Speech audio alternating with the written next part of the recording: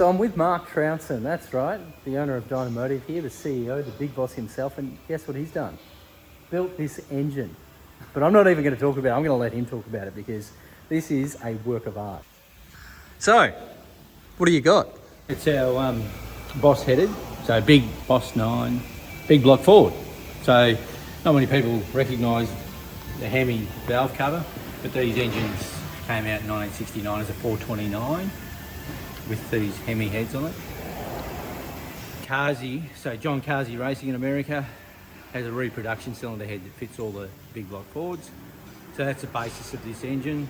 We've got a low single plane inlet manifold on it, single 4-barrel, all designed to fit into our lovely XB coupe. Just give this a tug on the engine dyno, made 1,004 horsepower at 7,900 RPM.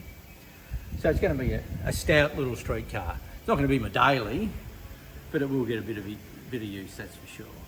Cleaned up the heads by hand, just kept the standard port configuration as it is, so we didn't high port them or anything like that. Standard low port deal, port matched the inlet manifold, 1250 Dynomotive style carburettor, MSD Dizzy, nothing special here, no crank trigger, nothing special, nothing exotic. We did turn it to 8,500 RPM on the dyno. There's quite a few dyno shots of it doing that sort of RPM, and it's still got nearly 1,000 horsepower at 8,400. I think it was 975 at 8,400, so it's pretty stout thing. It makes, at 4,500 revs, it's got 622 foot-pounds of torque, and at 8,500 it's still got 622 foot-pounds of torque. Grayson fabricated up a really nice set of, well, they're kind of a mix between tri-white and a 4-in-1. As we ran them on the dyno, we had to make them a 4-in-1 because the secondary pipes that we made in the car wouldn't fit on the engine dyno.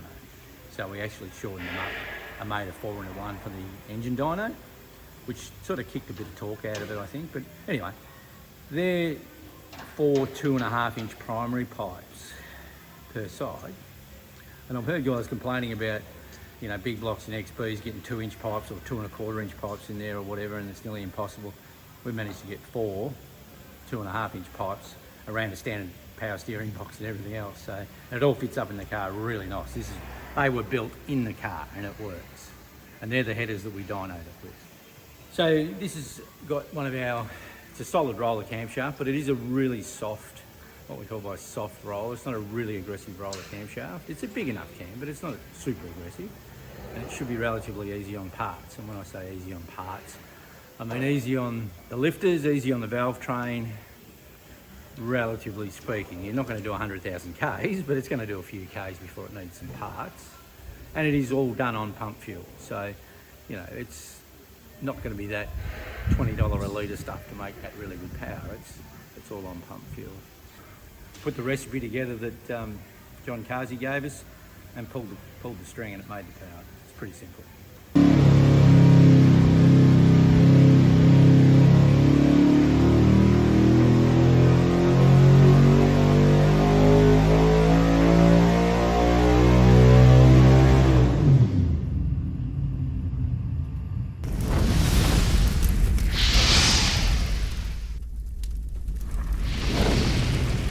This is about a baseline here because the tune-up will change when this goes in the car. When it's got a full exhaust system and it's in the car with an air cleaner and all that stuff on it, the tune-up will be slightly different again.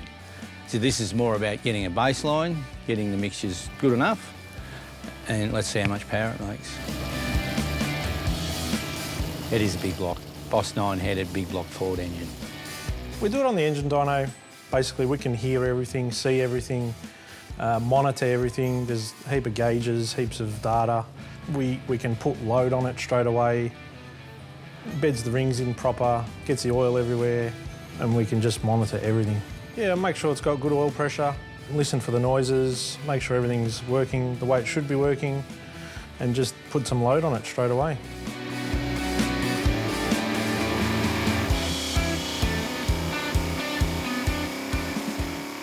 So we chased the tune up a little bit with it, timing, fueling, put some extra height, bit of plenum volume under the carburettor. That's all we really had to do. Chase the power, didn't quite get where I wanted, but we made 1,004 horsepower.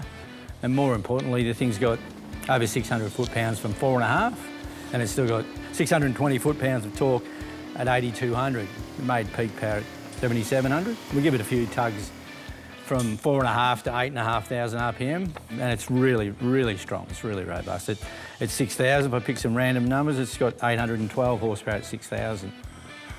So it's going to be an interesting little street car, that's for sure. There's a few things that we're going to change that we've learnt from the engine dyno. It needs more inlet manifold. It's got a really low manifold to fit everything under the bonnet. It needs a bit more inlet manifold. I'm not going to change that. It needs a programmable ignition. We've only got a conventional distributor in there, and we've got to compromise with the timing around peak torque, so it hurts the top end. So when we move the timing up to make more top end, it hurts it at peak torque. So we're going to put a programmable ignition on it and just pull the timing out where we don't need it and feed it back in where we do. I'm really happy. I said, you know, it needs to make 1,000 horsepower. 1,004, we bumped it over. We got a bunch of runs all around that within 1 or 2 horsepower of that sort of power number. So it's really good. It is really, really stout thing, really.